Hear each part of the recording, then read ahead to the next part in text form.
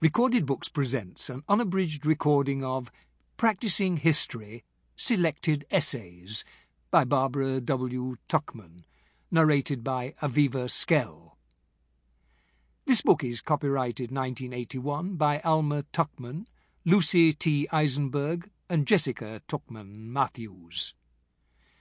This recording is copyrighted 1987 by Recorded Books. In her preface to this collection of essays and articles, the author Barbara Tuchman writes, "Whether these selections, when gathered together, offer any philosophy of history is a question I hesitate to answer, because I'm rather afraid of philosophies.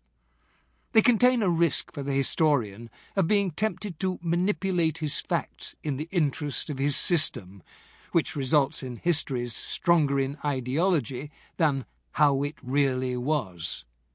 Yet I don't suppose one can practice the writing of history over a long period without arriving at certain principles and guidelines. From these essays emerges, I think, a sense of history as accidental and perhaps cyclical of human conduct, as a steady stream that runs through endless fields of changing circumstances, of good and bad always coexisting and inextricably mixed in periods as in people, of cross-currents and counter-currents usually present to contradict too easy generalizations. As to treatment, I believe the material must precede the thesis that chronological narrative is the spine and the bloodstream that brings history closer to how it really was, and to a proper understanding of cause and effect, that whatever the subject, it must be written in terms of what was known and believed at the time, not from the perspective of hindsight, for otherwise the result will be invalid. While laying no claim to originality, these are principles I discovered for myself in the course of learning the craft and following the practice of my profession.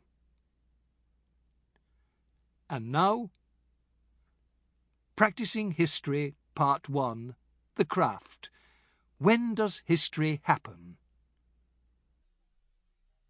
Within 3 months of the Conservative Party crisis in Britain last October, a book by Randolph Churchill on the day-to-day history of the affair had been written and published. To rush in upon an event before its significance has had time to separate from the surrounding circumstances may be surprising, but is it useful? An embarrassed author may find, when the excitement has died down, that his subject had little significance.